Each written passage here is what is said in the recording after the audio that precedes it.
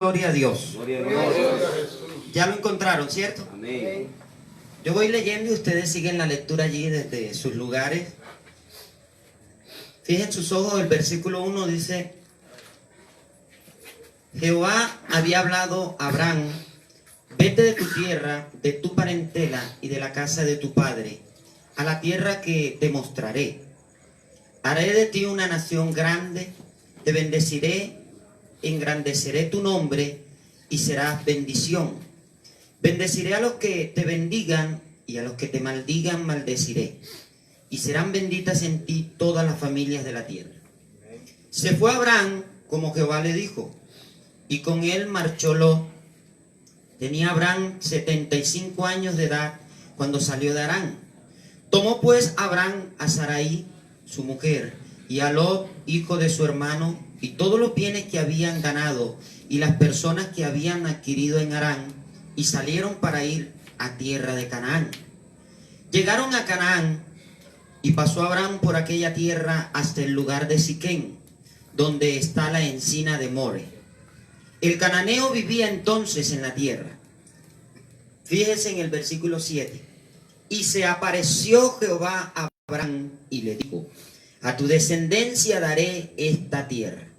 Y edificó allí un altar a Jehová, quien se le había aparecido. De allí pasó a un monte al oriente de Betel, y plantó su tienda entre Betel al occidente y Ai al oriente. Edificó en ese lugar un altar a Jehová, e invocó el nombre de Jehová. Luego Abraham partió de allí, y avanzando poco a poco hacia el Negueb. Digamos gloria a Dios. Gloria a Dios. Pase el capítulo 13. Vamos a leer un versículo más, o dos versículos más. Del capítulo 13, versículo 3. Caminó de jornada en jornada desde el Negueb hasta Betel, hasta el lugar donde había estado antes su tienda, entre Betel y Ai, al lugar del altar que antes había edificado, e invocó allí a Abraham el nombre de Jehová. Salta el versículo 18 del capítulo 13. Así pues, Abraham levantó su tienda, se fue y habitó en el encina de Manre, que está en Hebrón, donde edificó su altar a Jehová. Diga gloria a Dios. Gloria a Dios. Pueden sentarse, tengan la bota. Vamos a tocar un tema de vida cristiana. Bueno, tenía rato que no predicaba, ¿verdad? Por la ausencia. Muchos hermanos casi todos los días me decían en el almacén: hermano, ¿cuándo va a predicar? Y yo les decía: yo predico todos los días. Venga aquí, y aquí yo no hago otra cosa sino hablar de la palabra de Dios. Allá con un termo de café, por eso el termo de café. Porque no hay nada más sabroso que compartir un café con un hermano y hablar de Cristo. Amén, hermanos. No hablar de los hermanos, de quién está bien, de quién usted, según su opinión, está mal, quién va a regular, quién hace esto. No, hablar de ese ser que todo lo que hablemos de él es bueno. Amén. Si va a hablar de mí algo malo, va a hablar de mí porque yo tengo cosas malas, ¿verdad? Pero si hablamos de Cristo, ¿qué podemos hablar malo de Cristo? Nada. Amén. Hable de Cristo. Amén. ¿Cuántos van a hablar de Cristo de ahora en adelante? Amén. Hermano, que queremos verlo predicar. No, vaya, que yo predico todos los días y a veces. Vea, me encontré en Santa Marta con un pastor, un viejo amigo, y me dio su número y le di el mío. Me llamó en estos días. Me dijo: hermanito, me trasladaron. Yo, gloria a Dios. ¿Estás contento? Contentísimo, porque ahora los directivos sí entendieron. Él me dijo con mucha humildad: ahora sí entendieron. Muy humilde el hombre. Entendieron que yo no soy un pastor de pueblo, yo soy un predicador de ciudad. Y ahora sí me mandaron para una ciudad. Y yo le dije: es que hay predicadores de pueblo y predicadores de ciudad. Yo no sabía. Me dijo: sí, hermano, es que habemos predicadores de multitudes y predicadores de pequeñas masas. ¿Tú dónde te ubicas?, me dijo a mí. Yo dije: bueno, yo seré predicador de monte. ¿Por qué, mi hermano? Porque a mí me gusta ir a los montes. Cuando no estoy predicando en el almacén, me encontraré en un monte por ahí, en una finca visitando. predicando en un monte. Yo no creo en ese tipo de cosas. Yo creo que el predicador de Cristo predica en la ciudad, en el pueblo y donde lo ponga. Lo inviten o no lo inviten, siempre va a hablar ¿de quién? De Cristo. Con hermanos o sin hermanos, con sonido o sin sonido, con aplauso o sin aplauso. Aquí venimos a servirle a Cristo. En la calle o en el templo donde Cristo nos ponga palabra, allí tenemos que hablar. Amén. Diga gloria a Dios. Que no se preocupen. Aquí estamos para predicar la palabra y cuando lo necesiten, ¿verdad? Bendito el nombre del Señor Jesucristo. Y bueno, vamos a hablar de la vida cristiana y vamos a hablar de dos elementos en esta noche: la tienda y el altar. Ya se dieron cuenta, ¿verdad? Amén. Conversaba con el hermano Fernando de este tema en cierta ocasión y de pronto a veces respondemos a algunas inquietudes, a otras no. Alguien me preguntaba, hermano, ¿cómo así que Abraham, cuál era el secreto? Abraham, ese hombre como él, ninguno en la Biblia. Creo que después de Cristo, la Biblia habla de él como un hombre sin errores, como un hombre que caminó y estuvo firme todos los días de su vida. Nunca falló, me decía esa persona. Le dije, hermana, detente y te invito a que vayas al texto y leas la Biblia. Que detrás del superhombre de la fe, llamado el padre de la fe, Abraham, hubieron errores. Amén.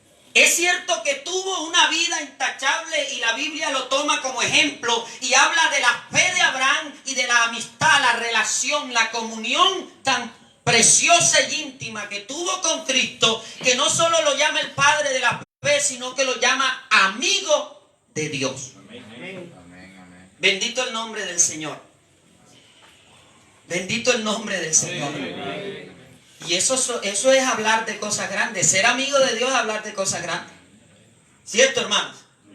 Bueno, los noto y un poco tensos. Ser amigo de Dios es grande. Más de lo que a usted le parezca. Usted puede ser amigo del alcalde o la alcaldesa, el gobernador, la gobernadora. Usted puede codearse entre gente importante.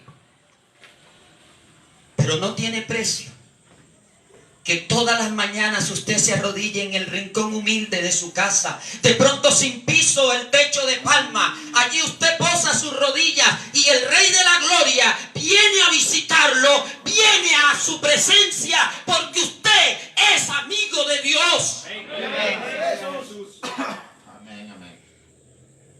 Porque el señor alcalde, con todo respeto, o el señor gobernador, o cualquiera que tenga un cargo alto, el día que venga hay que recibirlo con bombos y platillos. Pero Dios se manifiesta donde hay un corazón que lo adora, donde hay un corazón que se humilla, donde hay un creyente que anhela tener comunión con Él. No necesita bombo, no necesita platillo, solo necesita un corazón que anhele comunión con Él. A Él sea la gloria. Solo un corazón dispuesto y ahí está su presencia. Un corazón que le adore. Un corazón que le diga: Señor, tú eres bueno. Señor, tú eres grande. Señor, tú eres santo. Nadie como tú. Y comience a adorarlo y allí está la presencia de Dios. Y no se hace esperar. ¿Cuántos lo han experimentado? Amén. Bendito el nombre del Señor. Los atenienses conocían y sabían que había un Dios. La capital intelectual del mundo sufría un efecto. Eran idólatras, politeístas. A todo le hacían un altar. Al Dios del agua le hacían un altar, al Dios del viento, al Dios de los callos, al Dios de los dolores de espalda, al Dios de las vacas, al Dios de los cultivos. A todo le hacían un altar. Y se gloriaban en su conocimiento. Los más grandes filósofos eran de Atenas, de Grecia. Y allá en esa ciudad ellos se gloriaban por conocer también a las divinidades. Pero por si las moscas les faltaba una, hicieron un altar al Dios no conocido. Por si se nos escapa uno. Por si las moscas. Y edificaron un altar al Dios no conocido. Ellos creían conocerlo. Pero Pablo se paró un día en el Areópago, el lugar más importante para los atenienses, y le dieron, hermanos, la oportunidad de hablar de su fe y de sus convicciones. Ni corto ni perezoso, él comenzó a hablarles y les dijo: varones atenienses, en todo os he observado que soy muy religioso, pero buscando entre sus altares me encontré a uno al cual ustedes no conocen. Al que ustedes no conocen es el que yo conozco y sé su nombre y se los vine a predicar. Porque la gente cree conocer a Dios, pero una cosa es conocer y otra cosa es tener un encuentro con Él. Una cosa es decir: yo sé quién es el presidente de Colombia, yo he escuchado y sé el nombre del alcalde, del gobernador, de allá, de aquel tal personaje de la película. Pero otra cosa es que usted todos los días le dé la mano, que todos los días lo reciba en su casa, que cuando usted esté en el trabajo, allí está con usted, que cuando usted esté en la mesa, allí está sentado a su lado, que cuando estés en las buenas, está contigo, que cuando estés en las malas, está contigo, en medio de la seguridad, está contigo, y en medio del peligro también. Amén. Eso es diferente. Porque ya pasa de conocer. Ellos se gloriaban de conocer a todas las divinidades, pero hablamos de la vida cristiana, hablamos de una relación mutua. De que yo lo conozco y Él me conoce. De que Él me engendró y ahora soy su hijo. Diga gloria a Dios. Y de que estamos unidos a Él. Una doctrina muy poco predicada: la unión del creyente con Cristo. De eso se trata la vida cristiana. Desde la antigüedad, los días de Abraham, la Biblia, la Escritura nos muestra que para estar delante de Dios era necesario un sacrificio. Sin sacrificio no podían estar en la presencia de Dios. Era necesario el sacrificio. Y para presentar sacrificio necesitábamos un altar. Amén. Pero hay algo especial aquí en esta lectura. En el capítulo 12, versículo 1, notamos que Abraham comenzó a hacer altares, pero primero fue la presencia de Dios quien le habló. Dios le apareció y le dijo: a tu tierra daré esta descendencia. Perdón, a tu descendencia daré esta tierra, lo contrario. A tu descendencia le daré esta tierra. Te bendeciré, te engrandeceré, te daré un nombre, será bendición. Maldigo al que te maldiga y será un día tu nombre conocido y de fama. Todas las bendiciones, todo lo que Dios prometió, primero Dios se le aparece, Dios le hace el llamado y luego Abraham construye un altar en agradecimiento. El altar habla de la presencia de Dios con el hombre. En la vida cristiana no puede faltar el altar, porque el altar habla de mi relación con Dios. Amén. Y pregunto yo en esta noche: ¿cómo está tu altar?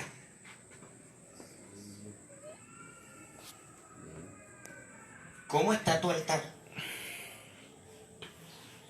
Donde Abraham iba, levantaba terraplén. Donde Abraham llegaba, lo primero que hacía era: busquen piedras. Muchachos, a los siervos no tenía un hijo. Cuando nació Isaac, me imagino: Isaac, ve por aquella piedra. Oye, fulano, tráeme aquella roca. A escoger las piedras y a levantar un lugar para ofrecer sacrificio, porque en el altar él iba a tener relación con Dios. En el altar iba a entregar con devoción lo que él llevaba para Dios, y Dios se manifestaba en el altar. Allí se manifestaba Dios y hablaba con él, y él le daba lo mejor que tenía. Él escogía el sacrificio y lo presentaba en el altar.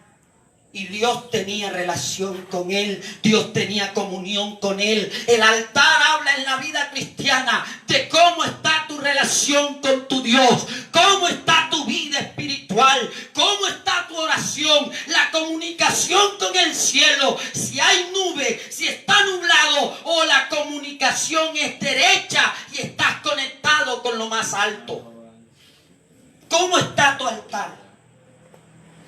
En tiempos de la Biblia, mire, en el Antiguo Testamento, la palabra altar se encuentra 395 veces. 395 veces. Altar. Por eso se llama altar, porque era alto.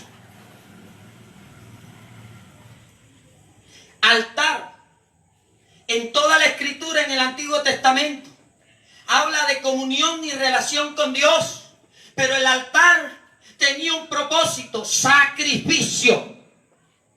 En el altar había que entregar algo. En el altar lo que se entregaba era lo mejor, no lo peor. Si era un cordero sin defecto, sin mancha, el altar a Israel le estaba mostrando algo que Dios iba a hacer en el futuro. Por eso cuando leas en el Antiguo Testamento altar, tienes que conectarlo con Cristo y su obra en la cruz.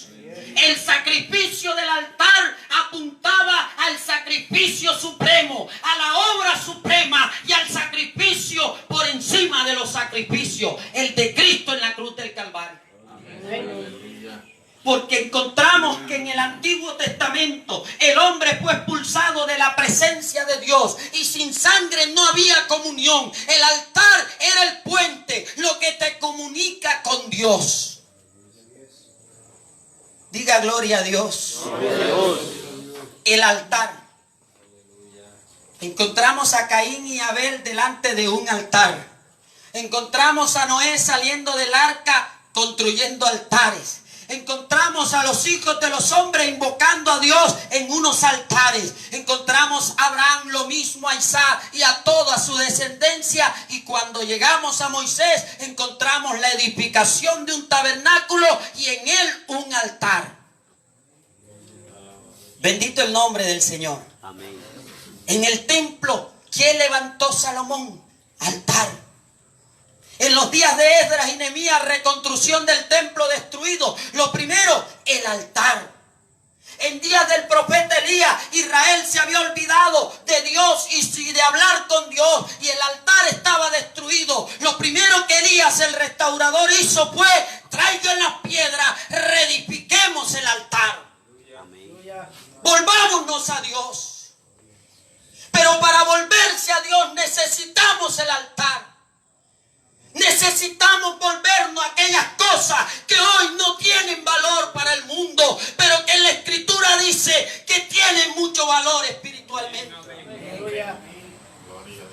Es que ya no es necesario que el predicador ore. Ahora es necesario que estudie, que vaya mucho a internet, que vaya a los institutos. Todo eso es bueno, pero es necesario que el predicador vuelva al altar. Que mejor que el internet está el Dios del cielo, que da el mensaje celestial. Es necesario volver al altar, a la presencia de Dios, a la comunión con Dios. ¿Cómo está tu altar? En tiempos de Elías estaba destruido. La ceniza, y quedaba un montón de carbón seco y mojado. Pero el profeta dijo: traigan las piedras.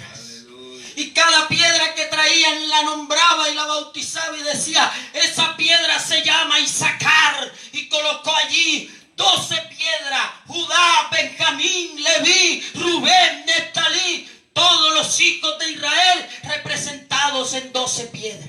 Amén. El altar eres tú. Amén. El altar soy yo. Amén. Cuando levantaba la piedra, Elías, y decía: este es Benjamín. Los que eran de Benjamín levantaban sus ojos y decían: ahí voy yo representado y mi familia. Cuando decía Judá, los de Judá decían: ese soy yo y mis antepasados. Porque es que Dios en el altar quiere hombres y quiere sacrificios vivos. Amén. El altar eres tú. Amén. Lo que tienes que ofrecer eres tú. Amén. Lo mejor. Dios. Sube Abraham a Moria. Sube Abraham a Moria. ¿Qué voy a hacer, Señor? Me vas a hacer un altar.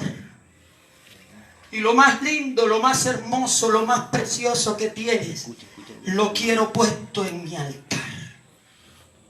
A tu hijo. ¿Cómo está tu altar? ¿Qué hay encima de tu altar, hermano? ¿Qué hay sobre tu altar? ¿Estará de pronto algún televisor? ¿Qué hay sobre tu altar? ¿Habrá un billete de $1 o de 100,000 pesos? ¿A quién pones sobre tu altar? ¿A quién colocas la camioneta, las fincas, las vacas? ¿Qué hay sobre tu altar? El Dios del cielo es dueño de todas las cosas. Y si quisiera algo de nosotros, no tiene necesidad de pedírnoslo. Él mete su mano y no hay quien le diga que no, porque Él es el dueño absoluto.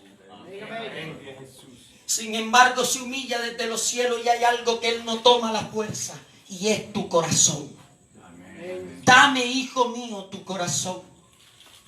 Él pide al hombre que le dé, pero no te pide el carro, no te pide la moto, no te pide la tierra, no te pide ninguna otra cosa. Él pide tu corazón sobre el altar. ¿Qué tienes en el altar? ¿Qué has subido en tu altar? ¿Qué hay en tu altar? De pronto la presencia del Espíritu Santo un día ardió en ese altar. El fuego, la unción estuvo en el altar. Y cuando abrías tu boca y predicaba, el Espíritu Santo fluía con palabras. Pero hoy, ¿qué hay en tu altar? En estos días se iba quemando una moto. Cuando hay un incendio, la gente que dice, los expertos, lleva un extintor. ¿Cierto? Primeros auxilios, ¿cómo le llaman a eso? ¿Riesgos qué? Riesgos profesionales. El equipo de emergencia, un botiquín o un extintor. Frente al almacén donde trabajaba, una moto se incendió. Y corre y busca un extintor, y yo dije, se va a explotar. No tuve más que ir a una loma de arena y decirle al muchacho, échale tierra. Y agarró puñados de tierra y le tiraba, y ahí no teníamos extintor sino tierra, y la apagamos. Por poco se explota la moto. Y el dueño me dijo, gracias por la idea de echarle tierra. Gracias por tirarle tierra. Y me dijo, la tierra apagó la candela y no llegó al tanque y se explotó. Porque ya iba subiendo la llama. Yo no sé cómo esté tu altar. Y de repente el enemigo ha pasado y te ha tirado puñados de tierra. De pronto estás lleno, atascado, que ya no arde la llama, que ya no hay fuego del Espíritu Santo. Lo que hay son otras cosas que el enemigo ha tirado. Pero yo quiero en el nombre de Jesús dejarles este mensaje. Hay que limpiar el altar, hay que sacar lo que evita que arde el fuego del Espíritu. Hay que sacar lo que obstaculiza que el Espíritu fluya. Hay que limpiar el altar. Hay que sacar la ceniza vieja. Hay que sacar los carbones que ya no prenden. Hay que meterle leña nueva. Hay que buscar a Dios nuevamente. Hay que encender la llama. Porque la vida de Abraham giraba alrededor de un altar. Donde Abraham iba, dejaba un altar. Amén. Y se comunicaba con Dios. Pero como somos transitorios y no vivimos en el culto, ¿quién vive las 24 horas en el culto? En realidad al culto le dedicamos un ratico. Mañana porque hay culto, pero si no hubiese culto mañana de campaña, mañana no vendríamos a culto. Y de pronto algunos tienen el altar familiar y en la mañana y en la noche. Otros, los felicito, en la mañana, mediodía, en la noche. Tienen tiempo. Pero a mí me ha tocado que he pasado días que me da pena con Dios. Tanto trabajo y cansancio que en la noche es que me arrodillo. Gracias, Señor. 5 minutos. Gracias, Señor. Y me da pena, pero lo digo. Y me acuesto cansado, rendido.